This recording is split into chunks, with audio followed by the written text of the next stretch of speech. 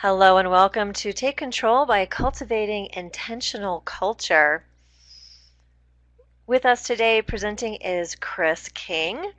Chris is an organizational wellness partner and learning provocateur at Seek LLC. Chris, when not wearing his chief technologist hat for TOC, promotes learning interventions that actually improve performance and change behaviors. His tools of choice: effective classroom techniques, agile instructional design, the 5 moments of need, Lego serious play, and a dash of project management discipline. He is fully committed to Seek's mission of waking up zombies in the workforce, helping agencies define and pursue organizational wellness.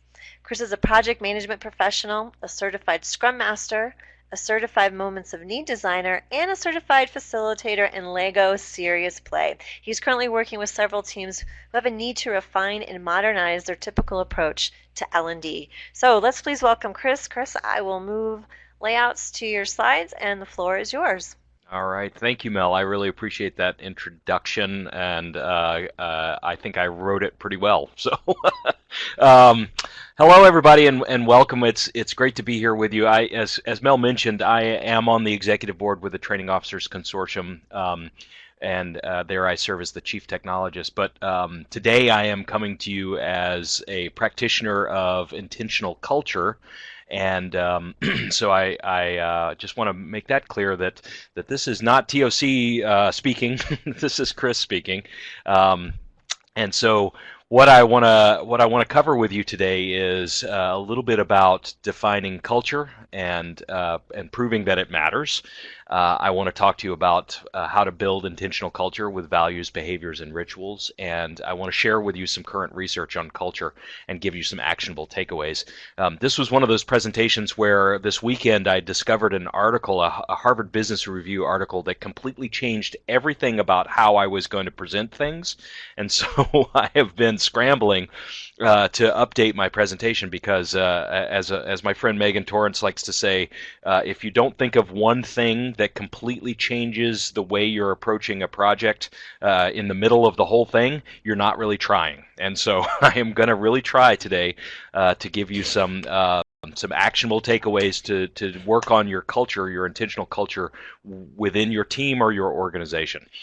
So just a little word about the yin and yang symbol under agenda. This is something that we at Seek use a lot. We believe that a healthy, engaged workforce supports a growing or otherwise successful organization, and vice versa. This is a balance. It can lead to a virtuous cycle or lead to a death spiral. Those two halves are locked together for good or for ill, and we believe that an intentional, values-based culture is the glue that holds them together. We've been doing a lot of thinking about culture and how to build it out, and I'm going to share with you some of those thoughts today and some of the results of the things that we're talking about. So we'll just start defining culture. Culture is the values, norms, and beliefs characteristic of and exhibited by a particular group. This is one of the most important issues that companies face around the world.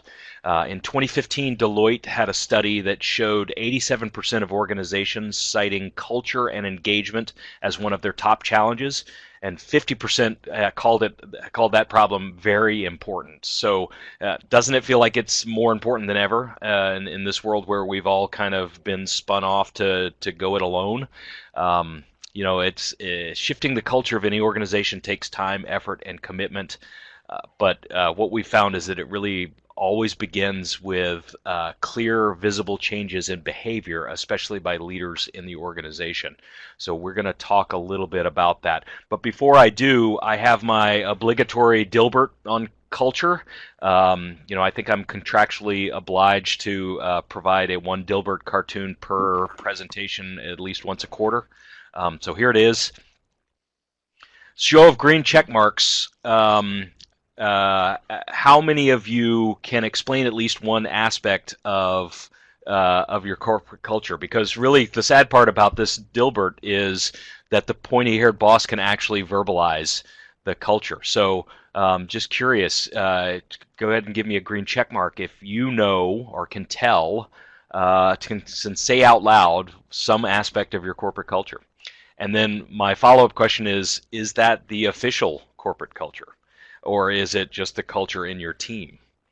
So, just to demonstrate, at my company at Seek, we embrace passion, integrity, and creativity. We are intentional about our passions, and we value people over profit, and we seek a better way. Those are the common set of cultural norms that all of us at Seek has agreed upon. And all of this sounds good enough, these kinds of lofty aspirational goals and visions. But why do we really need to pay attention to culture? It's easy to feel, but it's hard to measure. That's really the tricky part about culture. It's abstract. It's unconscious. It's constantly changing and dynamic. It's relative to the company or the team or the organization, and it's very powerful because it guides the behavior of your employees, your team members, your family, without anybody ever consciously thinking about it. So, if you have been involved with any kind of organization, you've seen culture, and sometimes it works and sometimes it doesn't. Study after study shows that organizations that create a culture defined by meaningful work, deep employee engagement, job and organizational fit, and strong leadership outperform their peers. So you've probably heard it before, right? So it's allegedly attributed to Peter Drucker, but the old saying, culture eats strategy for breakfast. The bottom line is culture is more powerful and harder to control than any strategy you could devise. Um, so, Mark, you're challenging me with no such thing as a real culture that's written down. That's good. I like that challenge, Mark, because one of the things we're going to talk about today is the challenge of expressing a culture that everybody agrees on, because otherwise you're just assuming that everybody has got the same culture. So when the true culture of an organization is expressed and put out for everybody to review and agree upon, that's when you get real measurable impact that culture provides to performance in your team and your organization. So we're going to talk a little bit about the power of actually writing down your culture and following through with that. So easy to feel, hard to measure. Anecdotally, so just think about a place where you've worked where the culture clicked, where it really worked for you. Okay, so get that place in your mind. Um, in chat, one word. What was that like? So go ahead and in chat, just give me a one-word feeling about what it was like when you worked with a team where culture clicked, where it just totally worked out.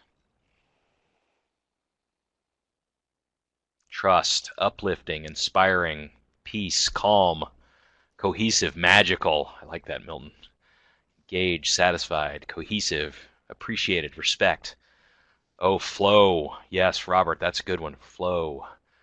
Yes, inspiring, comfortable. Right. It's a good feeling, isn't it? It really does work.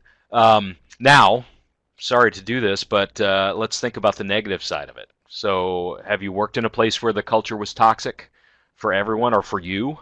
Give me one word of what that was like.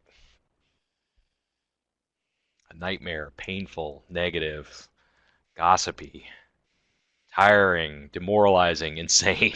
Yes. Hypocritical, disconnected, a struggle. Yes. Stressful. Those are bad words. I mean, soul crushing, Eric. I'm really sorry about that experience. um, yeah, but do you see?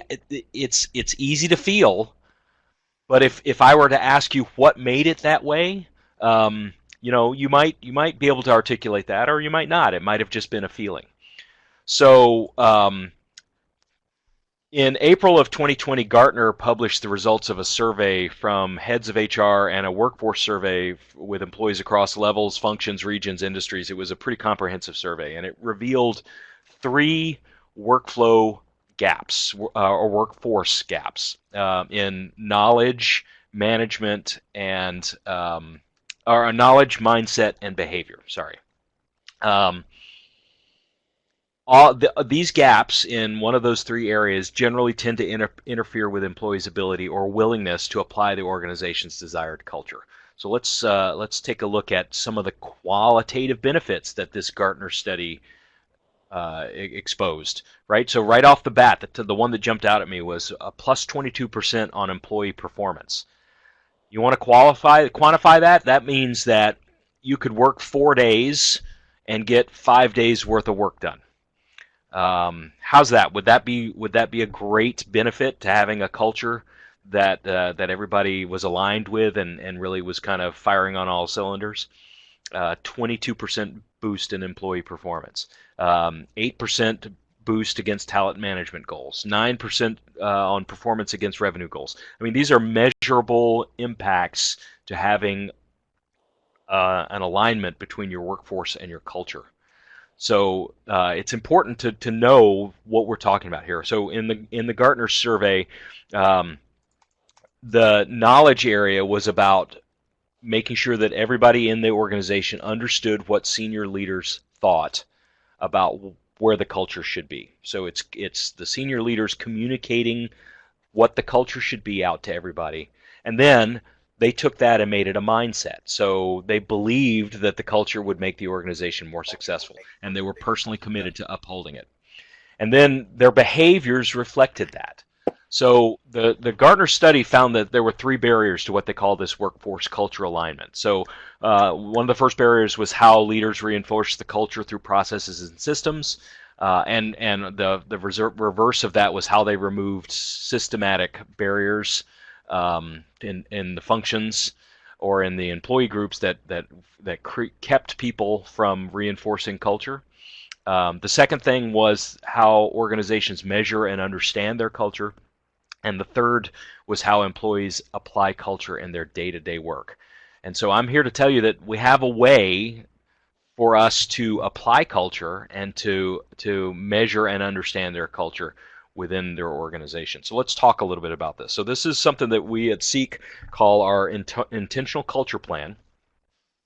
And this is a pyramid, and it starts, of course, at the very top with mission and vision. So it is all about where the organization is headed, what's the aspirational view of what the organization can accomplish. That's what mission and vision is. So show of green check marks here. How many of you know what your organization's mission or vision is?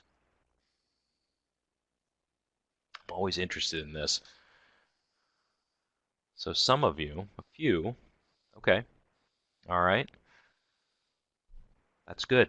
Now, my question is, if you know the mission and vision, how many of the people that you work with also know that as well? Right, so it's not just about you, but it's about the other people that you work with. Are they up on the mission and vision? It's important. It's important because that's kind of the guiding principle for where we're headed with this. So the next layer on our intentional culture plan is a compelling purpose, and it's all about values. So the foundation of any culture begins with an organization or team's core values, and most organizations have this these days.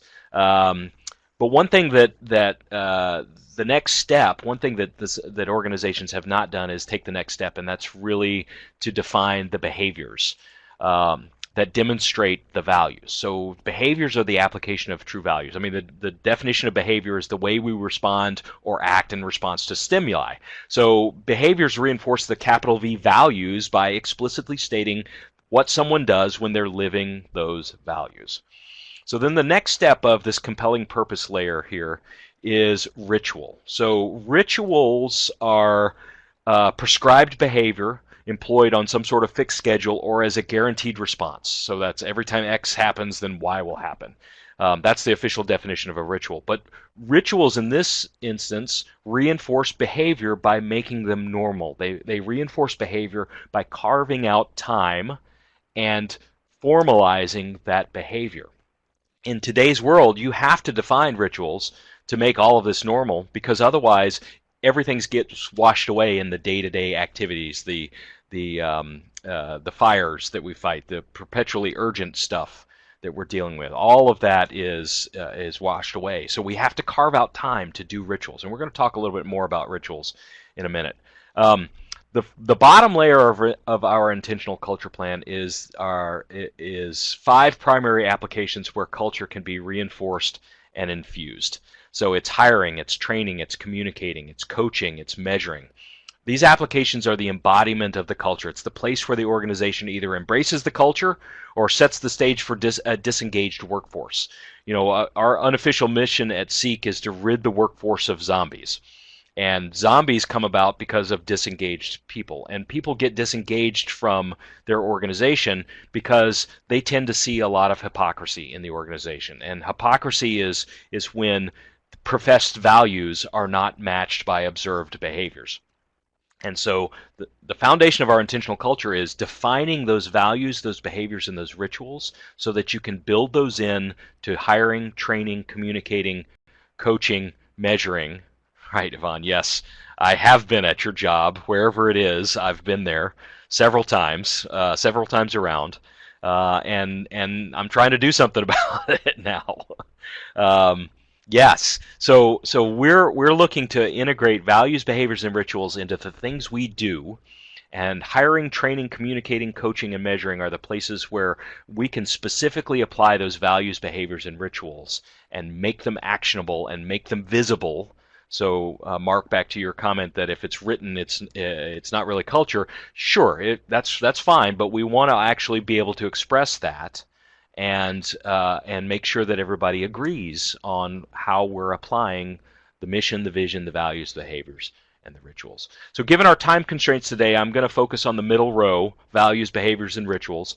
I am happy to say I just found out that my colleague Steve Wiley and I have been selected to present intentional culture planning at the ATD International Conference and Expo in August in Salt Lake City. So if anybody's going to be at that conference, come by and visit, or come by and spend a little more time with us, and we'll talk a little more in depth about what goes into building one of these.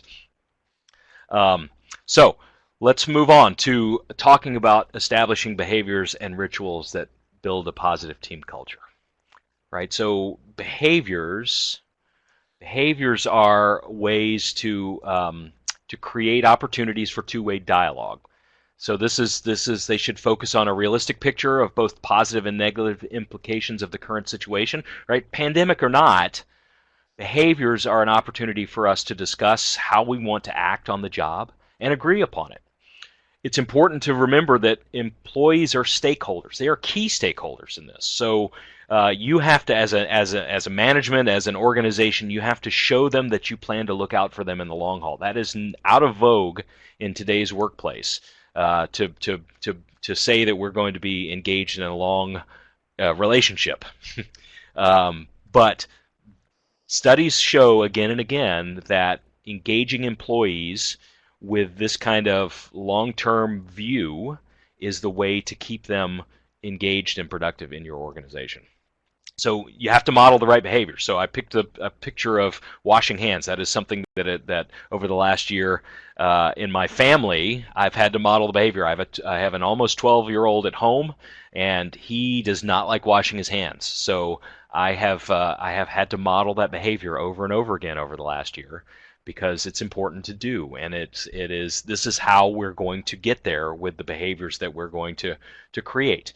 I have another example here from my son. This is from my son's elementary school. So these are their behaviors, and these signs are posted all around the school. So they've got their vision statement up at the top. It's their values. We take care of ourselves. We take care of each other. We take care of this place. I love that value statement. And then they have very explicitly defined what the behaviors look like and sound like when you're in the cafeteria.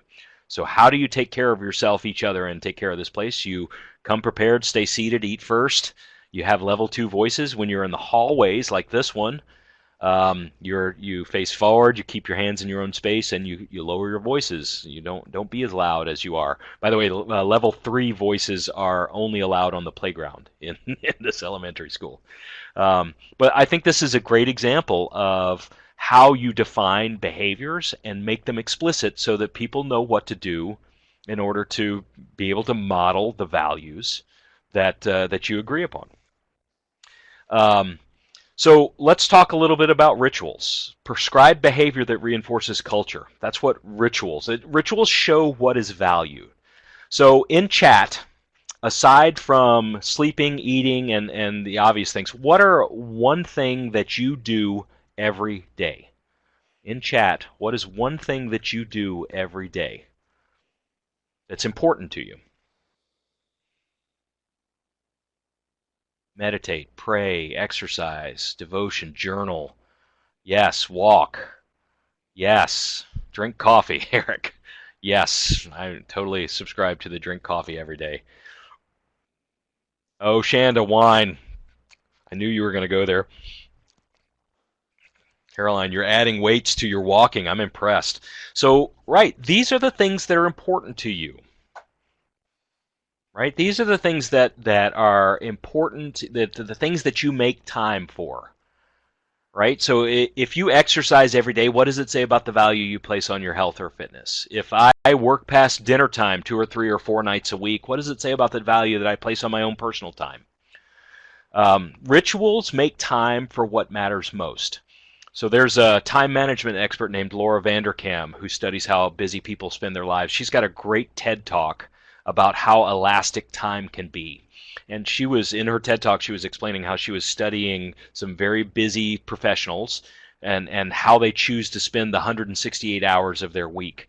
And she had one lady who was completely booked during her weeks. She was a high-performing, hard-charging business lady, and she had a water heater that sprung a leak, and it flooded her basement. And Laura says in her TED Talk that if she had asked that woman at the beginning of the week to find 10 hours in her week to do something, the woman would have laughed at her because there was no way that she could find some way to cram 10 more hours into her week.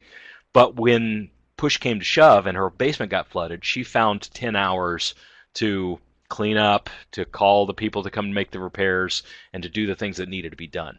So if we don't choose to include reminders of the behaviors we expect, then those behaviors will always get washed away in the emails, the firefighting, the arguments, the politics, the perpetually urgent.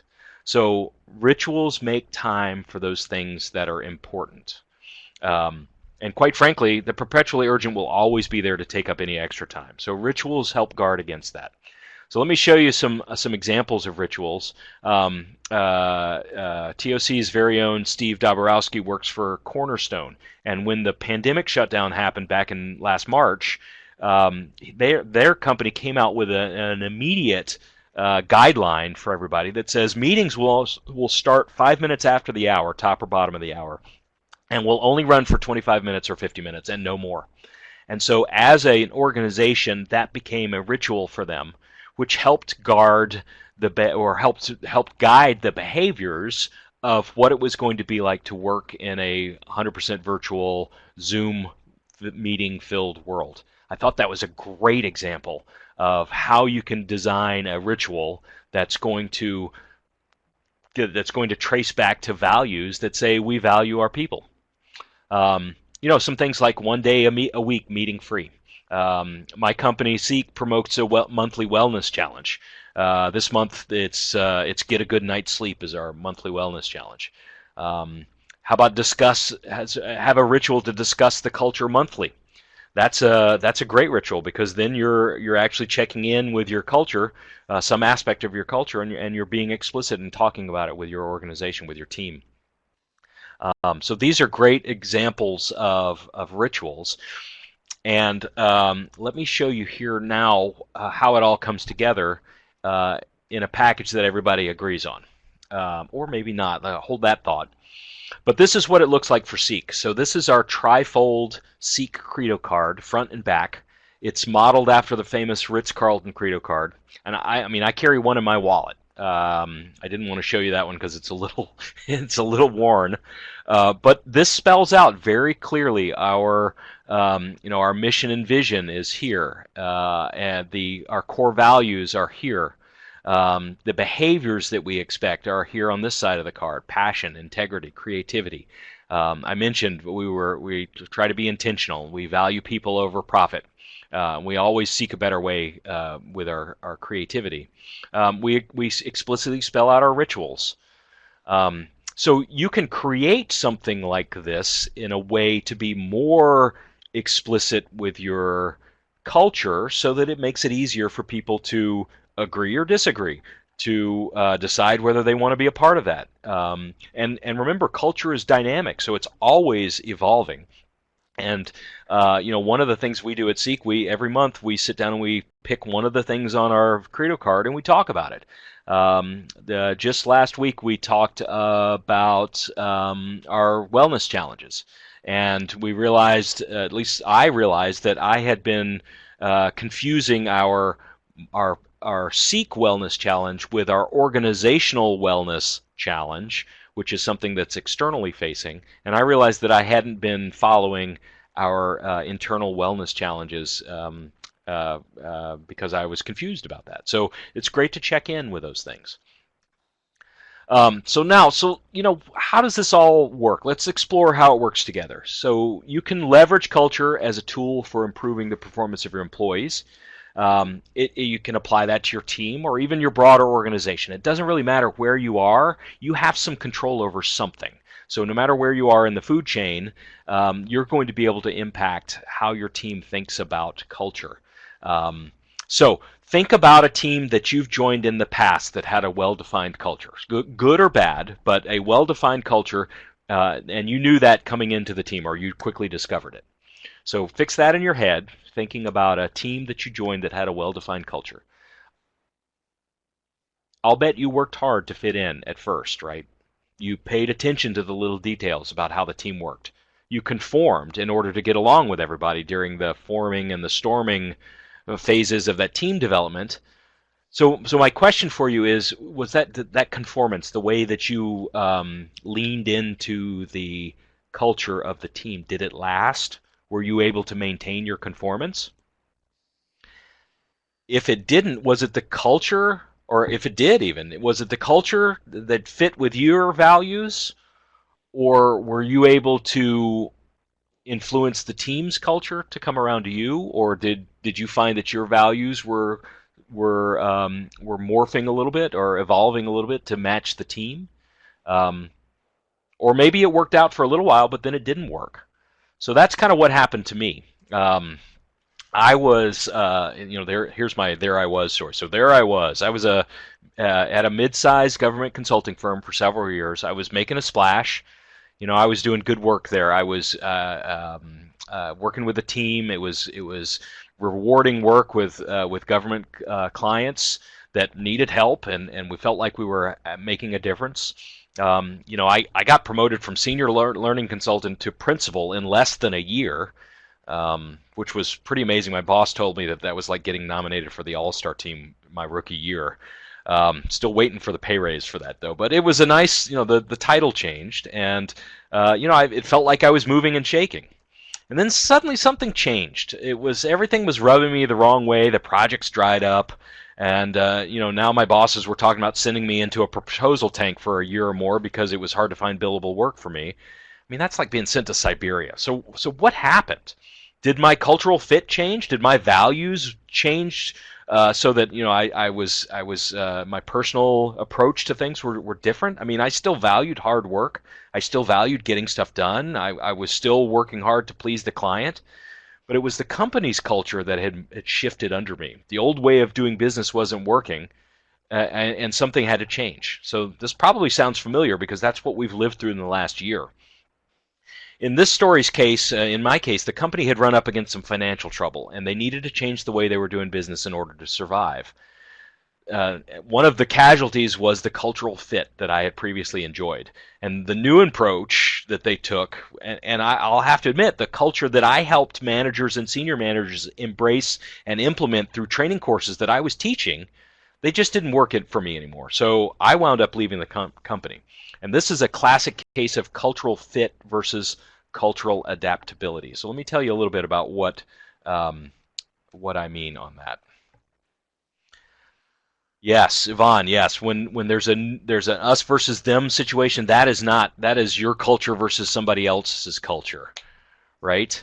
Um, so this was something that changed for me. Like this weekend, is I found this article from Harvard Business Review, and it just changed my whole approach. So here's the things I want to share from this eye-opening article that I read. So this is published in the January-February of 2020 issue of the Harvard Business Review. It talks about a team of McGill, Stanford, and Berkeley researchers who conducted research at several firms, including a high-tech company, and that where they compared linguistic styles expressed in more than 10 million internal email messages exchanged over 5 years between over 600 employees. So they did some really interesting contextual analysis and other language analysis of that data set. And what they found out was that when managers think about hiring for cultural fit, they focus almost exclusively on whether the candidates reflect the values, the norms, the behaviors of the team or the organization as it currently exists. That's what we think about when we think about people fitting into a culture. But what managers sometimes or even often fail to consider is cultural adaptability. So cultural adaptability is the ability to rapidly learn and conform to organizational cultural norms as they change over time. So we should expect, and the research shows, that a high level of cultural fit leads to more promotions, more favorable performance evaluations, higher bonuses, fewer involuntary departures, the gamut of the usual suspects of metrics. For cultural adaptability, however, it turns out to be more important for success because employees who can quickly adapt to cultural norms as they change over time tend to be more successful, tend to exhibit a higher cultural fit than when they were first hired, and they're better able to maintain that fit as the culture changes and evolves, which is common in organizations operating in fast-moving dynamic environments like we're in right now. So I would say that those of you who are federal government employees, even you have noticed that your organization's culture is changing at a higher rate than you're used to. So it's very interesting to consider the cultural fit versus the adaptability question. And so, one of the three things that they really looked into in this research, they found that distinct cultural trajectories change over time. So certain times during an employee's tenure during the research period studied, employees would demonstrate more cultural fit with colleagues, and then at other times less cultural fit. So it was definitely kind of wavering back and forth between a fit and maybe not a fit, and it all depended on how the culture was evolving. So for those who eventually were able to normalize their behavior and really kind of leaned in and adapted to the culture as it evolved, they stayed at the company and exhibited increasing cultural fit over time with all of the benefits that goes along with that cultural fit. Those in the unable to adapt to the culture group were eventually terminated, let go, involuntarily, usually. And these are people that just never were able to adapt to the culture. And there's a third group that quickly adapted culturally early in their tenures, but eventually drifted out a step later on. And these people were likely to leave voluntarily. And that was my story with my company. I left voluntarily just because it was no longer a fit for me. And I was sad that things had changed, but it was time to move on. So I'm sure that you've been in a situation like that before. I'm sure that you've had that kind of experience, because we all have. So additional research by the same team measured something they called values congruence versus perceptual congruence. So this was really interesting to me too. So value congruence is the extent to which employees' core values and belief about a desirable workplace fit with their peers. So how well does everybody agree on what a good workplace looks like and feels like? That's what values congruence is. Perceptual congruence, on the other hand, is how well employees can read the cultural code. So mark back to your unwritten culture. How well can that the employees read that and report on what other people think? So how well do they know how their peers think? So what was interesting about this is that they found that values congruence is predictive of retention, so people will want to stay there and they're less likely to voluntarily leave the company, but it is unrelated to job performance. So let me say that again. Values congruence means that you're likely to stay because it's a good fit for the culture, but the performance of the employee is not related to that. So the amount of fit does not necessarily mean somebody is going to be higher performing. However, on the other side, of the opposite is with perpetual congruence. They're able to be more productive, but retention is independent. So with people who are able to read the culture in an organization and adapt to it, they're able to be more productive, but they're not likely to stick around because the culture will evolve and it'll be time for them to move on. So if you need people who can quickly get up to speed and be productive, then pay greater attention to candidates who demonstrate that ability to adapt to new cultural contexts, that perceptual congruence. But if you need to foster a stable and committed workforce, then focus on values congruence. Focus on finding that right fit. I thought that was just a fascinating insight into how this works. So in the end, what we're talking about is adaptation. It's the most important part. So how well do people fit in? They confirmed that the finding for cultural fit is important, but the predictors of success are highest with those who are able to adapt to changing cultures. So remember, culture is by definition always changing. It's always dynamic. So the one part of the research that best encourages value diversity to drive innovation. Remember what I was going to say about that. That's their research found that the best organizational cultures encourage values diversity. So everybody comes at it with a slightly different value that they're bringing, so something that's important to them, but they're all anchored by core shared beliefs.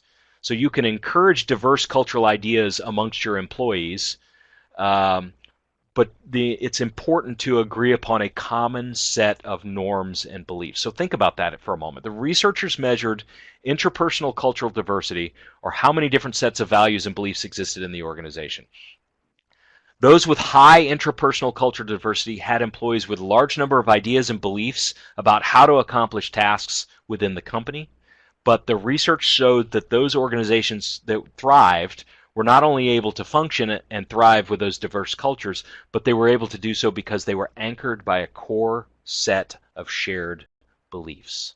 So back to my Dilbert cartoon. Can you articulate the culture in your organization? Do you know what values and behaviors your team shares? And unless you've really had a conversation with the team, you're probably making assumptions and guessing. So how can you build that shared understanding into your organization? This is what we do when we sit down and do an intentional culture plan with our organizations. So we build out mission and vision. We sit down and we talk about values. So we collectively brainstorm the values of the organization with all of the stakeholders at the table, and then we settle on 3 to 5 of those and write a brief description of them. Then we come back together later and we brainstorm behaviors that reflect those values. And we come up with 3 to 5 behaviors that best represent those values. And then we go back again a third time and collectively brainstorm rituals that help us apply the values and behaviors on the job. And so we come up with some great, explicitly articulated, intentional culture that everybody has agreed on. And it gets to things like this. So this was a Credo card that we helped build for an office with an EPA. And you can see here that they have their core values over here, and they have their rituals, how we work. They have their mission and their vision and their values, all laid out on their Credo card. We also did work with an office at the National Institute of Environmental Health Sciences, NIEHS. Did the same kind of thing. Mission, vision, core values. Here's their rituals. So it's important to be able to put those out there so that people can understand how things work in the organization, and then they can agree about whether they want to adapt to those or whether they want to move on. So training, again, this is how we engage training to help with the application of culture. So training, one of the 5 embodiments of culture, along with hiring, communication, coaching, and measuring. And it offers an opportunity to put into practice those behaviors and rituals that you've identified and to reinforce the shared understanding of the culture. It can be as simple as just talk about the values at the beginning of each training course, or connect the training content to a core value or a behavior that you've articulated in your intentional culture plan. So training is a way for us to reinforce that shared understanding of culture. I wanted this. This was supposed to be an animated GIF because this was a Seek team meeting, and this was so much fun. We decided we were going to record ourselves doing our happy dances, and so everybody is dancing in this animated GIF, and someday I'll figure out a way to share it with you all because it's hilarious. But this is how we approach things. It's at Seek, we make sure we have fun while we're doing things, but we tend to lean into it, and it's important every now and then to laugh a lot. And I'll just wrap that up by showing the result, the after screenshot, and you can see look at the big smiles on everybody's face. Except for Brian, the baby. Kristen's tiny coworker was unamused by this whole thing. But what are you going to do to build a culture in your organization? So this is my challenge to you. What are you going to do to work with your employees, your peers, or your boss to define the values, the behaviors, and the rituals? What can you do to reach a shared understanding and create that compelling purpose? So these are the 3 steps that you can take away from my talk today. Sit down collectively with the team, brainstorm values, brainstorm your desired behaviors, and brainstorm some rituals that can be used to apply those values and behaviors. Vote on them, claim them as yours, and then write them down somewhere. So commit to talking to your team about each of these on a regular basis, and that creates that core set of shared beliefs that can tie everything together, no matter how diverse a set of values or thinking your team brings to the table. So this is good. It's good because it is 12:47 and I have gone through my presentation and I have time for questions. So if you have any questions, if you could drop them into chat, I'd love to spend a little time talking about it. And I see that there was one that came up from Mark. How do you interact with jaundiced, world-weary senior-level team members who feel it is all they can possibly do to get the work done and don't have time for abstract thinking on culture? Or worse, think it's superfluous. Okay, so Mark, those cynical, hard-bitten people, I guess it depends on whether they're data people or not, because there certainly is becoming a body of knowledge that can show the quantitative benefits of intentional culture and having a functional culture in an organization. So if your hard-bitten senior level team is data focused, you can build a business case for spending some time talking about it. I always like one of my favorite things to do is when people start talking about ROI of things like values and behaviors and culture, I always say, okay, let me give you a thought experiment. I would like you to give me the ROI of your mom. And not trying to be facetious about that, and that's not a your mom joke. It's, your mother has a return on investment that I think is probably a lot lower than the value that you place on her. So there are some things that are hard to measure that still matter. And Mark, if you want to reach out to me afterwards, I will be happy to talk through some ideas on how to maybe gain some traction with that senior level team. So, Yvonne, how do you get started as the newbie, especially when the pre-existing group is hesitant as they are perfect? Oh yes, Yvonne, I've worked with that team before. Um, yeah, if they are if they think that their culture is working and functional, um, it may be for them. And as the newbie, it's kind of up to you to decide how far are you willing to bend to adapt to their culture. And what you'll find is over time, they might meet you in the middle. And so, as a newbie, you do kind of have to try to fit in as best you can. Although ultimately it may work out that you just don't. And we've all been there, I think. Um, so I hope that helps, Yvonne. Eric, is the ability to adapt to culture a workplace skill and should therefore be an incentive for it? Is it a workplace skill? It is definitely something you can learn. I think some people are probably more predisposed to the adaptability, and that gets back to personality and some of the things that assessments can measure about people. So, but everybody can learn how to do it. It's just how easy is it for you? Um, and so Eric, yeah, I mean, if you can, we can absolutely make a case that cultural adaptability is something people should learn because it will make them better and more productive. And I think some of the research in this Harvard Business Review article um, kind of backs that up. So I would say yes to that. Mark, I concur with asking your team about values. You need to make sure that you all agree first on the mission. Oh, yes. Yeah, it goes right back to the top of the pyramid, Mark, right? Mission first, then vision, then values, then norms. That's absolutely right. So it is a path that you have to follow. And that's part of making sure that everybody knows what the mission is and agrees on that mission. If you can't move forward with defining the next step unless you're all in agreement about it.